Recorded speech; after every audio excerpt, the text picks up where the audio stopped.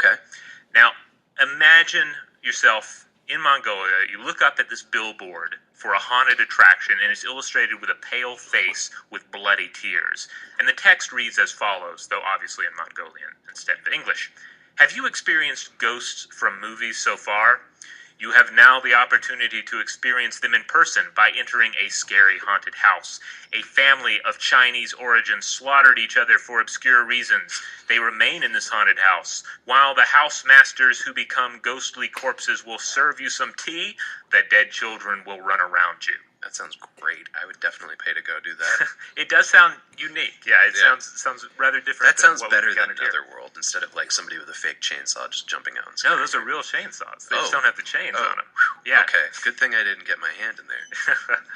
All right, so the really interesting thing here is this speaks to a specifically Mongolian take on ghosts and hauntings, one in which the ghosts of Chinese merchants, silken-robed and long-bearded, haunt the places where they buried their accumulated wealth or near where they buried their accumulated wealth, and they're there haunting the area, seeking their gold or their belongings. Okay. They walk in small steps and either speak in Chinese or with a quote-unquote funny Chinese accent. Huh, okay, so you and I have both spent time in China, but I haven't been to Mongolia before, so I'm not quite sure what the dialect sounds like there. Yeah, or more to the point, what does a Chinese accent sound like in Mongolian? That's something that's kind of perhaps beyond our ability to really grasp. Right, yeah, absolutely. Now, if this sounds like a superstition that's loaded with cultural weight and perceptions of other races and nationalities, then you were absolutely correct. I turned to a really insightful paper about this by George Delaplace out of Cambridge, and it was published in the journal Inner Asia, titled Chinese Ghosts in Mongolia, and this is from 2010. Now, Delaplace describes the haunted attraction. It has these monster movie faces on the wall. There's Russian furniture, as the Mongolians tend to refer to it, of thoroughly non-Mongolian home furnishings influenced by European motifs. Okay. There's art on the walls that's expressly Chinese. And then when the ghosts start talking to the visitors to the haunted attraction through recordings on headphones, they're speaking exclusively in untranslated Chinese, not Mongolian. Oh, okay. Now, one of the things you have to keep in mind in processing all of this is, first of all, the modern nature of Mongolia is a buffer state between the powers of Russia and the People's Republic of China, despite its past status as conquerors and kings of both regions. The Mongolian haunted house here that we're looking at, it's defined by foreign influences. You're not walking into a haunted Mongolian house, you're walking into this weird hybrid of Russian and Chinese influences. Okay, yeah. Delaplace writes, quote, through the setting of this sitting room, Chinese people appear as some sort of hyper-foreigner whose culture is imagined as a heterogeneous assemblage of typically non-Mongolian features. Chinese language, furthermore, perhaps one of the most prominent items of Chinese culture to foreigners, is seemingly meant to be frightening in and of itself to Mongol ears. Okay. Now, he notes that how this actually shook out is that the organizer of the haunted house essentially bought it wholesale in China, and that's why the Chinese language is there and it's untranslated. But it's believed that this ended up working in its favor because, again, it plays on an existing motif of Chinese ghosts.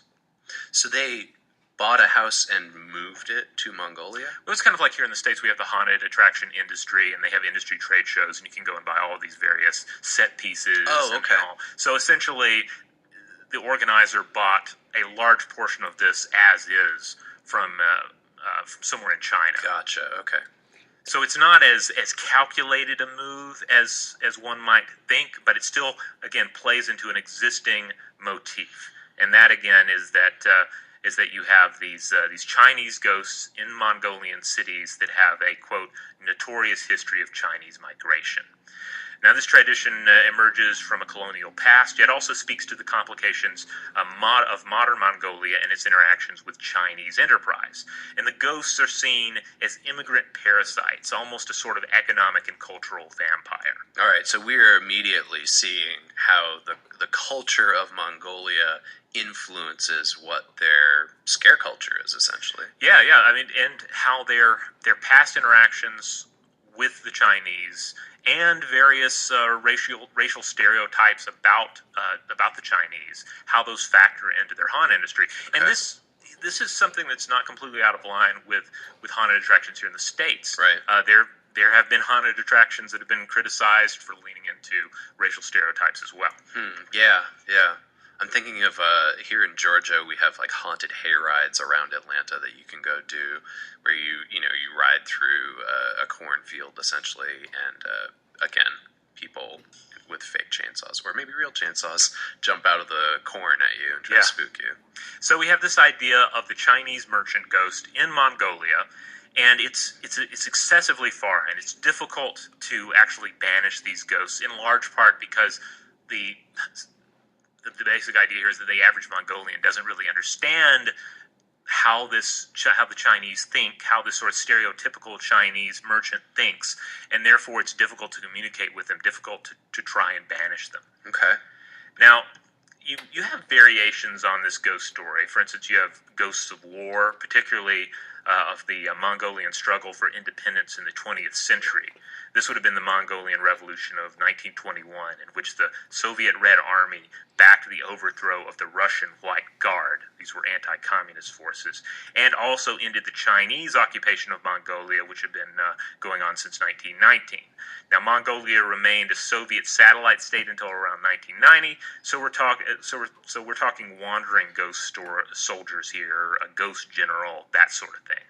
Okay. But mostly, it's Chinese merchant ghosts that you hear ghost stories about in Mongolia. And I think that's rather telling. It forces you to ask the question, are the scars of economic colonial exploitation even more traumatic than those of actual warfare, actual bloodshed? Yeah, especially when you consider too, like the push and pull of capitalism versus communism in that region. Yeah, indeed. So I'm going to roll through just some examples of this kind of ghost story from Mongolia, and these are all related in Delaplace's article. So there's the ghost of a Chinese man who becomes rich transporting water via horse cart, and one day he's knocked off his horse cart, he's injured, and he dies. And he comes back to haunt his former home in search of his horse, his cart, and his money. And this takes place in the 1980s. He goes around saying, "Where is my water-carrying horse cart? Have my two powerful purebred horses been stolen and eaten? I know where I have put my gold." Okay, so it's like about the money. Yeah. That's fascinating. And I wonder, too, how and much... And the possession, the horse, remember. Yeah. I wonder how much, too, that has to do then with poverty in the region as well. There's a definite economic factor, Delaplace argues. This seems to be the case with the story that I have from Africa that we'll talk about later.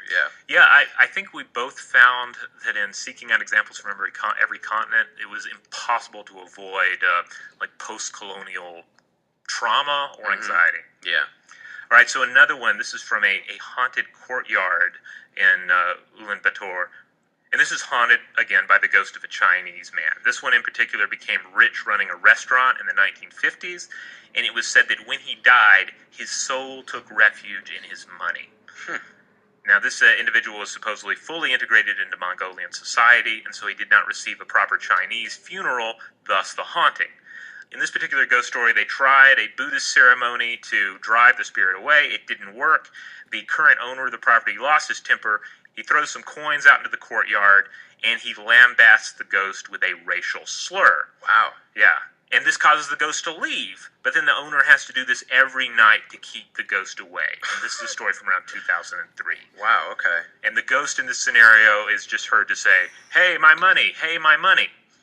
Wow. Yeah, I don't know that I've necessarily... Maybe I'm missing something here, audience, but I can't think of a Western example of this that's so heavily embedded in